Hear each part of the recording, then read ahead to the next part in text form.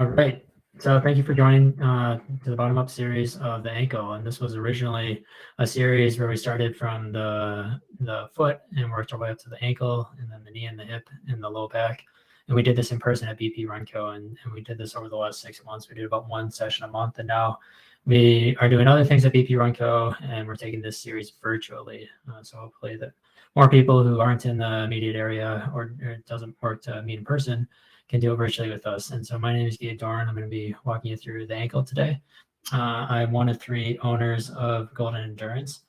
Golden Endurance is a PT clinic in Golden, Colorado, created by Sammy Lewis, myself, and Mark Marzin. Sammy and myself are physical therapists who coach, primarily runners, and we're also coaches who do PT. That's kind of our motto. Mark is not a coach, but he's a great athlete, a great runner. Mark is not a PT, but he's a coach and a great athlete and a great runner. And we really appreciate him being on the team. We're based in Golden, Colorado. We offer strength programming, physical therapy, run coaching, and bike fitting services. And if you've been in our clinic, you know that we also have a penny dog who kind of hangs out in the clinic as well. And she's the 4th person to our team, more admin than anything else. So today we're going to talk about the ankle, and we're going to start with more or less a general overview of the ankle and then of the anatomy and the kinesiology of the ankle and how that relates specifically to runners and running related injuries.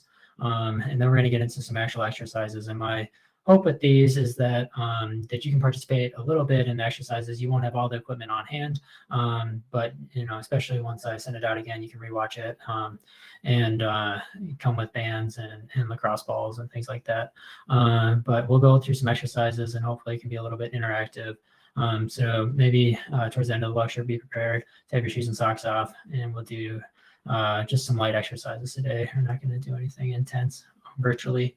But that's kind of the plan for today. And to get started here, we're just going to talk a little bit about the anatomy of the foot and the ankle and the lower shin. And what you see here, this is a diagram of the foot looking from the outside in. And so these are the ligaments that make up the lateral ankle ligaments that are the most commonly sprained ligaments. And then surrounding the ligaments, you've got muscles and tendons that kind of attach to the foot. They cross the ankle joint here and go up the shin. And that's kind of the same thing on this side. You've got ankles on the inside of your, or ligaments on the inside of your ankle that help stabilize the bones of your ankle. And then you've got muscles and tendons that cross the ankle joint as well and help move your foot and stabilize your foot. And so to look at that a little bit more 3D, this is the same image, but now we're moving around a little bit and zooming out, and you can see here. So zooming in first, here are the ligaments that make up the ankle, the lateral ankle stabilizer ligaments that are commonly sprained. And then if we zoom out here, you can see the muscles that start up here, come down, wrap around the outside of the ankle, and attach to the foot. And so these muscles act as dynamic stabilizers. And if you've ever sprained your ankle, you've also kind of sprained these muscles too. And the goal of PT is really to get these muscles firing to take some of the stress off of the ankle joint and off of the ligaments of the ankle. The same can kind of be said of the inside of the ankle. Although the inside is less commonly sprained, you still have muscles that wrap around and act as dynamic stabilizers. And specifically for runners, we're going to talk a lot about the gastroc-soleus complex, which the gastroc is this muscle belly up here, and the soleus is right under there. And then this makes up the Achilles tendon. And we're going to talk a little bit about Achilles tendonitis, Achilles tendinopathy type injuries as well, and what we can do in terms of treatment and prevention to keep runners healthy and running pain-free. So just to go over the kinesiology a little bit, you've got muscles along the backside of the ankle and the shin. So if you just feel it back behind your shin, you'll feel the gastroc-soleus complex. And when these muscles contract up here, they pull on the Achilles tendon that attaches to the heel, and that creates a lever. And that's how your foot points, right? And so this is really important for mid stance to toe off for a runner, where you're kind of starting to generate a lot of power. These muscles help generate really explosive power. And then on the opposite side, on the front side of the ankle, you've got muscles that do the opposite, that move the foot up towards your shin. And these muscles, while less important for generating power, are still important in terms of absorbing contact with the ground and not allowing the foot to just smack on the ground when you hit the ground. They kind of slowly, eccentrically lower the foot. And so that's kind of the back of the shin and foot and the front of the shin and foot in terms of muscles. And then we can also kind of look at that from the inside and the outside. So there are muscles that specifically take the heel and move the heel in. And those muscles are kind of, it's hard to see in this picture, but they're kind of on the inside of the shin. And then there are also muscles that move the foot out. And these are the ropey muscles that if you feel along the outside of your shin, they feel kind of ropey and taut, the peroneals. And so these muscles become really important when we're talking about something like an ankle sprain, where the foot has most likely rolled in. And so we're trying to get these muscles to work again and control that motion and not allow it to roll in all the time, or to be able to correct that motion if the ankle starts rolling in. So just talking about the gait and the gait cycle, and if you joined us for a previous lecture on the foot, we talked a little bit about this, but now we're going to talk about it in more relation to the ankle and the muscles of the shin. You start the gait cycle by hitting the ground. So we're looking at the right leg here, initially contacting, that's what IC stands for, initial contact to the ground. There's initially a braking force until you get to mid stance, where the muscles are trying to absorb the force of the ground. And usually that's between 3 to 6 times someone's body weight is hitting the ground and then coming back up, and that force is going up the leg. And so we really want strong muscles in the shin and lower leg, the quads and the glutes and the hamstrings and the hips, and up into the core, up the kinetic chain to help provide a little bit of a braking force for that. And then you get into mid stance and propulsion. And this is where the Achilles tendon and some of the muscles along the back start firing and helping propel you forward. And then we get into a larger swing phase. And so to break this down a little bit more, this is just the same diagram, but you can see stance phase, where you're hitting the ground, braking, and then propelling forward, is about 40% of the gait cycle. And that's the percent that as therapists, we kind of care about, because that's the percent where the forces are most high through your lower leg. And so we, as PTs and as coaches, we work to mitigate those forces in the stance phase by prescribing exercises that are appropriate. And that's what we'll get into in a sec. And then we've also got a larger swing phase. And this one, really not so important from an injury prevention standpoint, because there is no contact force with the ground.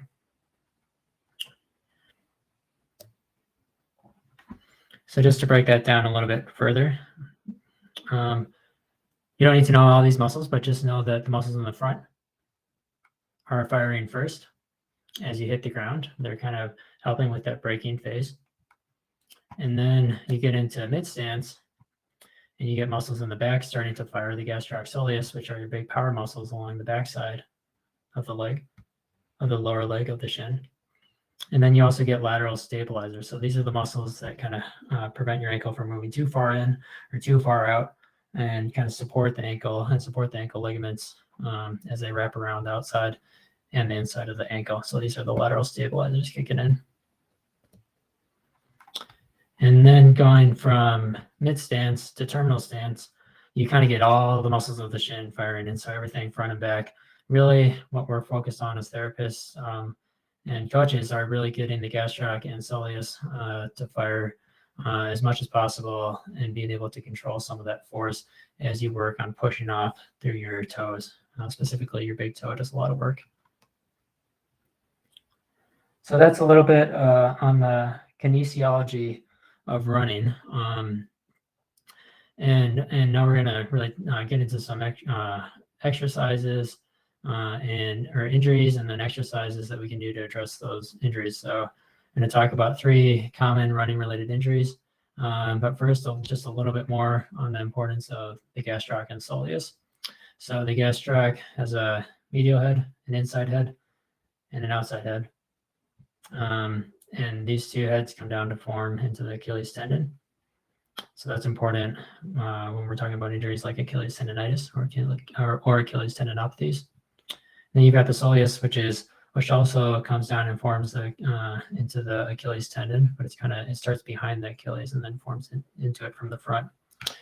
And what we're looking at in therapists is for these muscles along the backside, basically the muscles that you would use to do a heel raise or a calf raise, however you want to call it, where you're coming up on your toes and then coming back down. What we aim to work towards is getting individuals to being able to do greater than 20 single leg heel raises to not be at risk for running related injuries. And if someone comes in with Achilles tendinitis, and they can do 8 to 10 heel raises to start. Well, that's a good start, but likely they've gotten weaker with some of the pain that's been going on. Or it could be, you could look at it the other way and say their weakness has caused some of the pain that they're experiencing in their Achilles tendon. And so you ultimately want to get this gastroc-soleus complex stronger. All right. Any specific questions before we kind of jump into the three main injuries that we see as therapists at the ankle and the shin? Any questions? So Achilles tendinopathy, and I call it Achilles tendinopathy because that's kind of the chronic stage, which is greater than a couple of weeks. If your Achilles just flared up and it's been like 2 to 3 weeks, it's technically classified as a tendinitis. And that just means that there's inflammation surrounding the tendon. Tendinopathy is where you start to see changes in the tendon itself. And so that's when the Achilles tendon has gone through a period where it's been inflamed and irritated. It's gone through an itis period and become an apathy, where it no longer is able to carry the same amount of spring force it had. It doesn't have the same amount of elasticity in the tendon itself, and there are changes to the tendon which make it less able to generate power. And you can think about what we talked about, being able to do 20 single leg heel raises and the importance of being able to generate power through the Achilles gastroc-soleus complex for runners. And if you can't generate that power, then you kind of get into the cycle where the muscles aren't working or aren't strong enough. The Achilles gets flared up, which inhibits the muscles. So pain is an inhibitor of muscle function. And then the Achilles just gets weaker. And so it's the cycle, this pain spasm cycle that we start to see with runners who have chronic Achilles problems. And so the pain is generally kind of in this midsection of the Achilles, about 2 to 6 inches from the insertion where the Achilles attaches to the bone. A classic presentation of tendinopathies is that it warms up. And so you might go out for a run and it might be sore to start, but then it feels better during the run. That's classic presentation of a tendinopathy, not just Achilles, but patellar at the knee and other tendinopathies of the foot and lower leg. It's commonly described as dull and achy. And it occurs with decreased gastroc-soleus strength or decreased calf strength. Sudden changes in miles intensity or vert. If you're in Colorado, we do a lot of running on trails where there's a lot of vert, so a lot of vertical gain or drop. And so large increases in any of these parameters with your miles can lead to overuse of the Achilles. And running in old shoes, such as shoes that are too worn out, and large changes in shoe drop. And so shoe drop is really, if we go back to our foot here, the drop of a shoe is the distance between the heel and the toe, the vertical distance between the heel and the balls of the feet.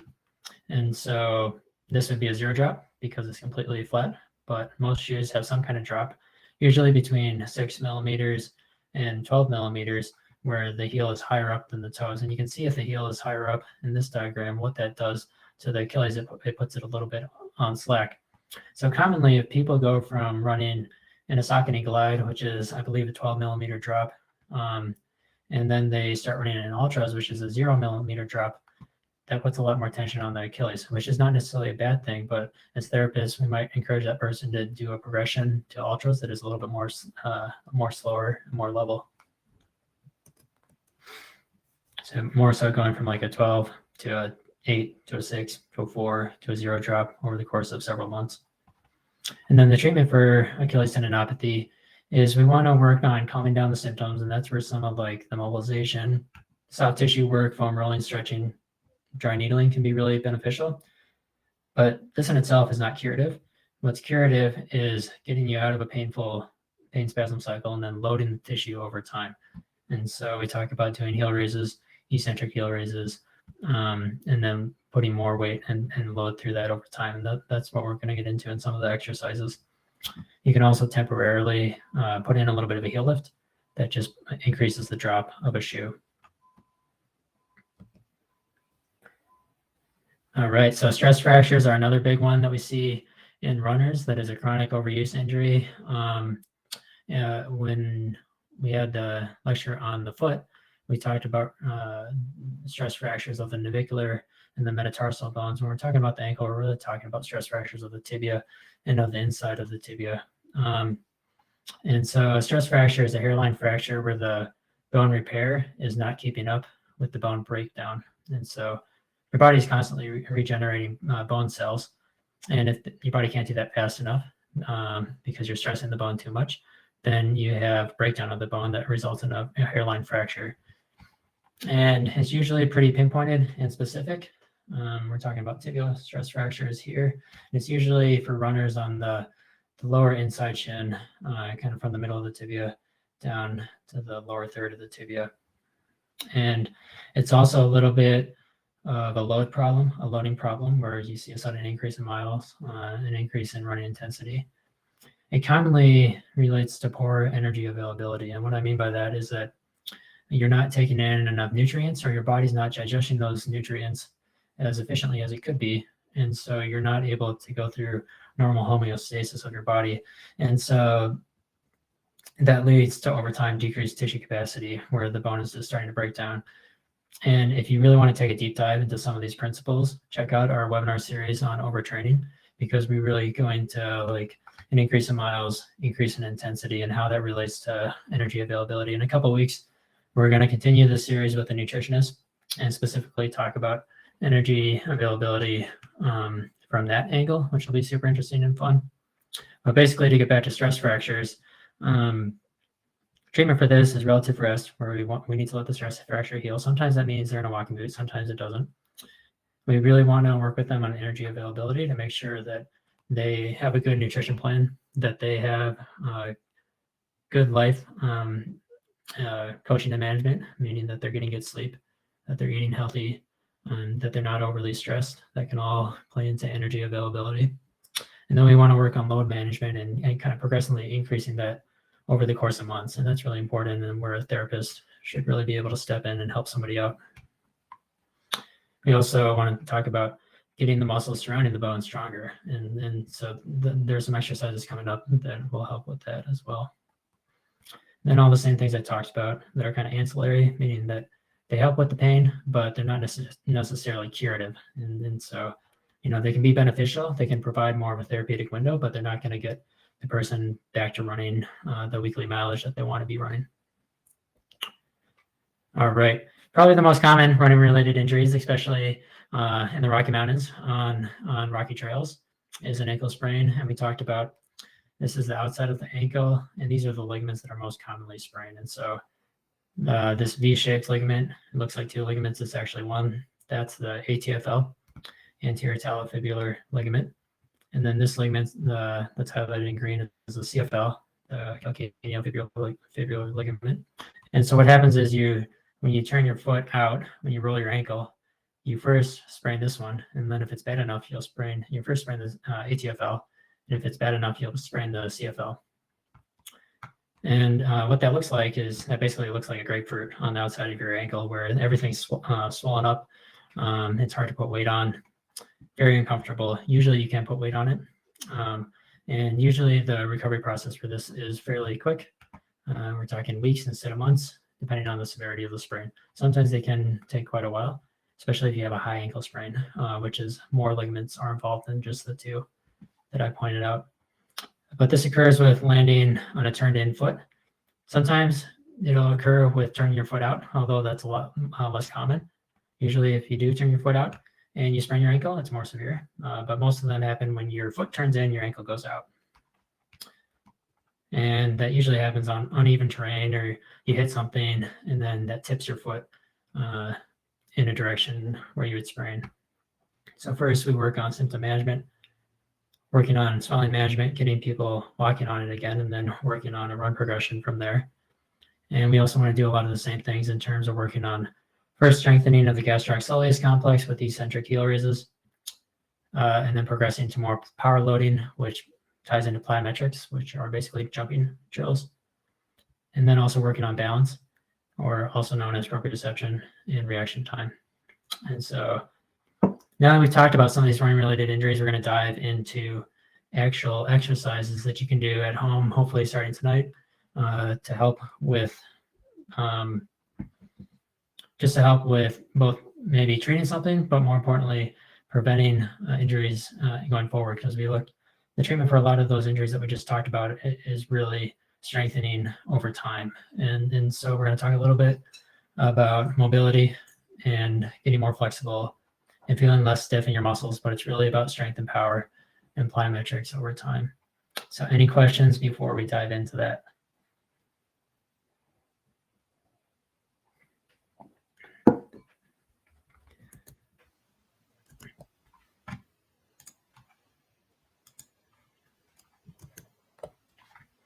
All right. So for mobility, I'm going to walk you through a couple exercises. I think there are about 6 for mobility, 4 on this first page. This first slide requires a lacrosse ball. So you can grab a lacrosse ball, grab a tennis ball, even a golf ball, or an Nalgene, water bottle, or a foam roller. Any of that will work for these next couple exercises, or you could just use your hands and kind of massage the tissue. But we're going to start with working on the muscles along the back side of the shin. And Sammy's just got a lacrosse ball here. She's taking that ball and working through the gastrocsoleus muscles, the back side of the leg, the back side of the shin. Remember, these muscles come down and cross the ankle joint. She's kind of finding a spot that's a little bit more sore, and then holding pressure there and moving her ankle back and forth. So you can do this with a lacrosse ball, or you can just do this with your hands, kind of reach down there and find a spot that's tender and hold pressure there with your fingers or your thumbs, and then flex your foot back and forth.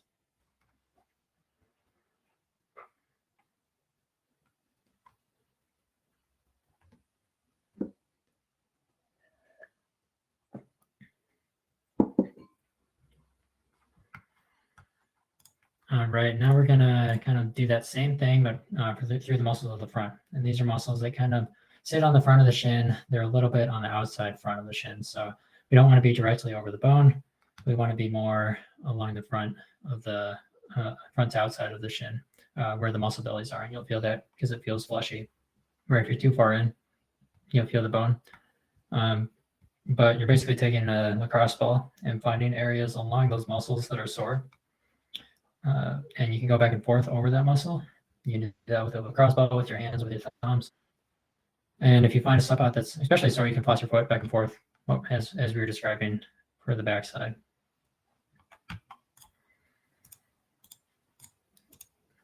And the same can be said for these next two. So for the perineals, we're working on the outside of the shin, where you're finding those ropey muscles with your fingers. If you go too high up, you'll find the bone. But kind of in the middle of your shin, on the outside of your shin, you'll find the muscles that make up the perineals. And remember, these are lateral stabilizers that come down and wrap around your ankle joint and attach to your foot. And so they're commonly irritated if you were to sprain your ankle, because they're trying to stabilize so much and they've probably been sprained themselves. And so as therapists, we'll commonly needle these muscles after an ankle sprain.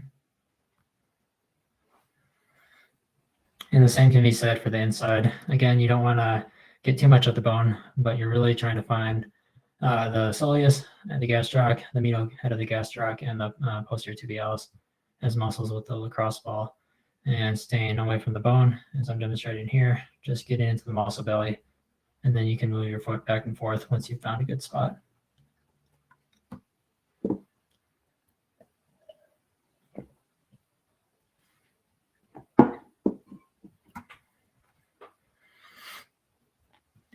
All right, so these are soft tissue mobilization techniques to kind of help with symptoms. Like I said, they're not strengthening. They're not necessarily meant to be curative, but they will help you manage some symptoms if you are having a little bit of pain. These next two are more range of motion techniques, and they're of the similar vein, where we're trying to get in range to the front of the ankle by getting the knee over the ankle. And Sammy's doing that with a band in this exercise. And if you don't have a band at home that you can anchor to something, you can just do it kneeling, trying to get your knee over your foot. And Sammy is describing how she doesn't want you to let your knee drop in. She wants you to keep that relatively even with about your second toe, going back and forth, trying to get good mobility through there. Commonly, if you sprain your ankle, Or if you've got chronic Achilles issues, it'll be hard to get your knee over your foot. And that just means that more stress will be placed on the Achilles and the ankle joint itself. And so that's a lot of times what we're doing with runners is trying to just get some light mobility. Again, we're not strengthening anything.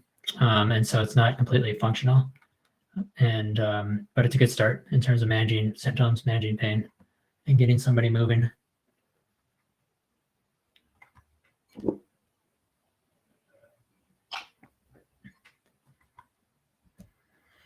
All right, now we're going from mobility and just getting people moving to strength and power.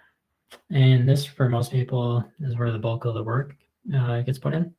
It's where you can really see lasting changes over time. And it takes 4 to 6 weeks to really start developing any kind of strength. And so we want to keep that in mind when we're working with people, is that people will feel stronger before then, but to really get lasting changes, it takes at least 4 weeks. And so we just want to keep that in mind, and that this is a slow process, but if you stick with it, you can generally see pretty good results. And so in terms of developing strength, if you're really flared up, or if you're exceptionally weak, we might start you with a band. But Sammy and I rarely do this because it's not functional. You don't run with a band around your foot in an unweighted position. And so this band is only pushing about 20 pounds of force. I'm only pushing 20 pounds of force through this band, which, for an average human, that's not a large percent of their body weight. And so I'll use a band if someone's exceptionally flared up or exceptionally weak. But I tend to start people in more functional positions, like a double leg calf raise. And so now you're putting half of your body weight through one foot, doing it together. Kind of helps with the muscle activation of the exercise. And just trying to get all the way up to full height and get good contraction of the gastric soleus. And you can see that when I come up, you can see the definition of the muscles coming up. And so this is a good start, much better than doing banded work. It's more functional. It's still only half your body weight per gastric soleus complex. And when we're running, we're putting 3 to 6 times your body weight through your leg. So you want to keep that in mind, that this is a good start, but eventually we need to progress it. To work on, if someone's got an ankle sprain, you might add a little bit of lateral stability to that, where we're asking them to come in and out with their ankles to help work on that lateral stability and strengthen those muscles along the outside, the peroneals and the posterior tib on the inside, to work on better control. And so you don't necessarily need it if you're following along at home. You don't necessarily need a band. You can just come up on your toes and come out a little bit at your ankles. The band is nice because it does provide a little bit more resistance in cueing to help you effectively push your ankles out into the band. And remember, if someone sprained their ankle and they're doing this, you're putting them in a position where they may have sprained it, and the goal is not to re-sprain it. The goal is to help them be stronger in that position so that they can more appropriately correct if they're running on uneven ground, or if they step on something funny on the road, or if they're on trails and the ground is uneven. And then we might think about progressing that to coming up on your toes and actually taking side steps. And this is another one that a band is not necessarily needed, where you can do side steps without a band, just to work on the inside-outside lateral stability component. So go ahead, take a minute or two more trying some of these, and then we'll move on to a couple other exercises, and feel free to ask questions as we're going along.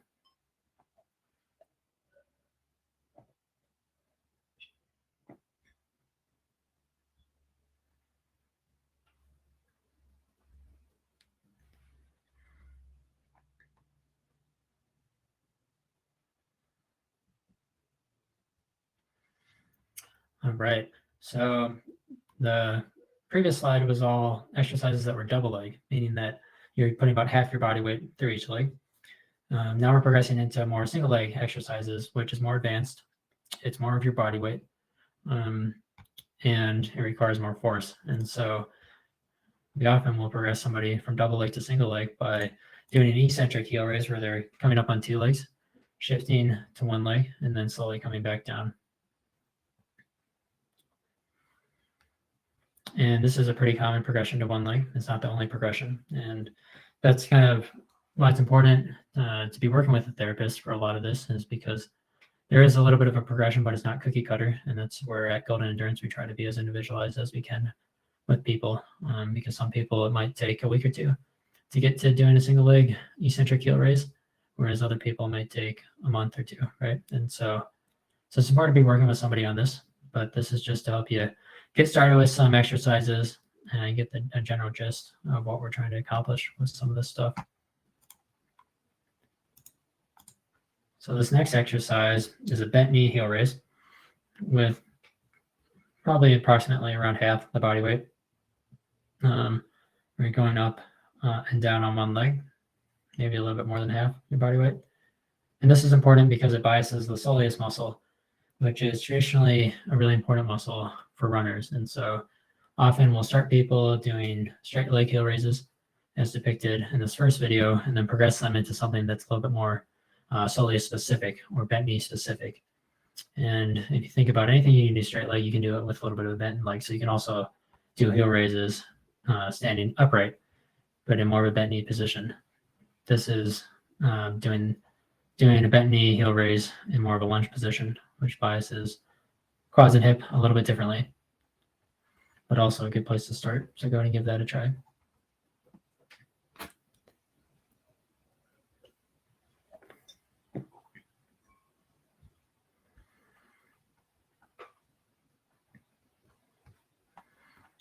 All right, and these last two videos are kind of like the double leg banded videos that I was showing before, except now you're doing it single leg.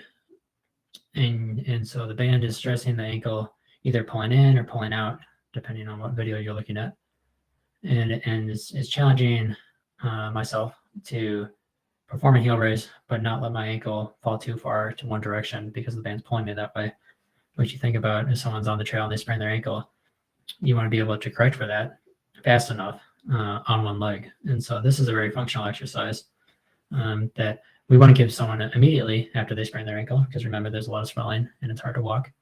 But eventually we want to get them back to doing this. And just doing unweighted banded work where they're kind of moving their foot from side to side might be a good place to start. But it's not the same as putting the weight of your body through your leg and then challenging your leg from side to side. And that's what we're trying to accomplish with these exercises.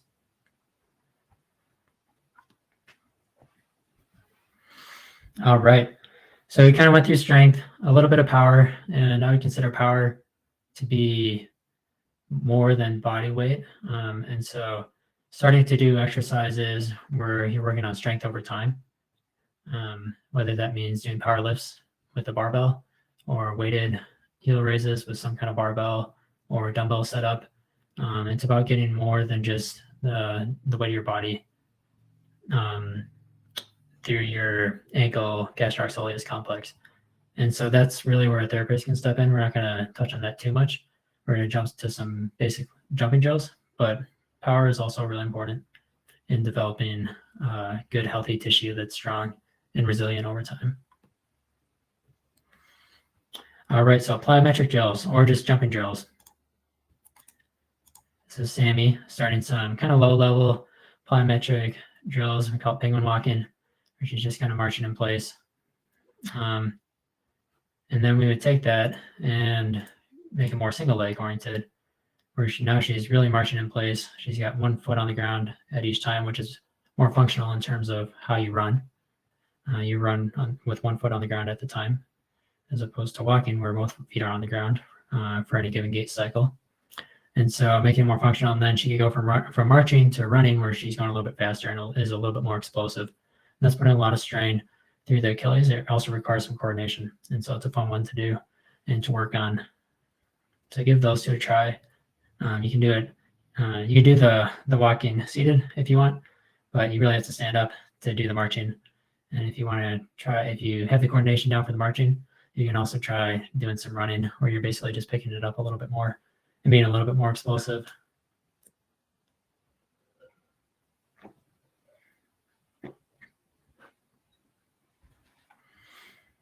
All right, and so from there, we're really starting to work on jumping and doing pogos, double leg, and being more explosive off the ground. And, you know, for today, if you're doing this for the first time, I would start just barely getting off the ground or not getting off the ground at all. But the goal is to develop height and speed and be more explosive with it over time.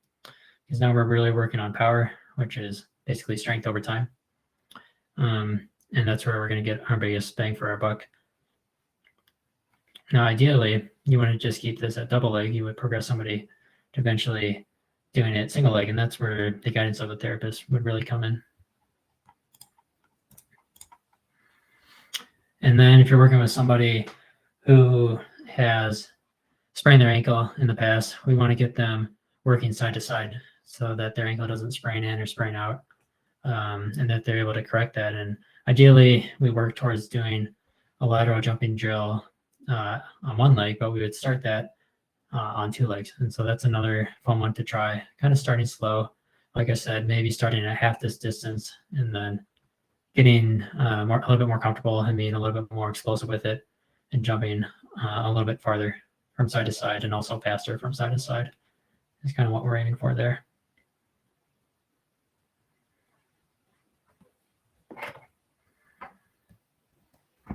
All right, and finally, proprioception. And this kind of goes into power and force over time, where you're trying to do things quickly and trying to balance. In the clinic, we have a mobile board, but you could also just work on balancing on one leg if you don't have a board. The board is nice because it's kind of hard to see, but it's got a cutout down here for the little toes. And runners tend to rely too much on their little toes and not enough on their big toe. So that's where this board is nice, and it takes out the little toes and forces you to use your big toe. Another one that you could do on a board, or if you don't have a board, a balance board, you could do this at home, just trying to balance on that leg and then hinge at your hips. And so this is a deadlift motion where you're biasing the muscles of the calf, but also the hamstring and glute up the chain. And then the board is nice because it provides a little bit more of a balance challenge, but you could also do this without a board, or you could do it on a pillow, something that still challenges your foot, but that you would have around the house.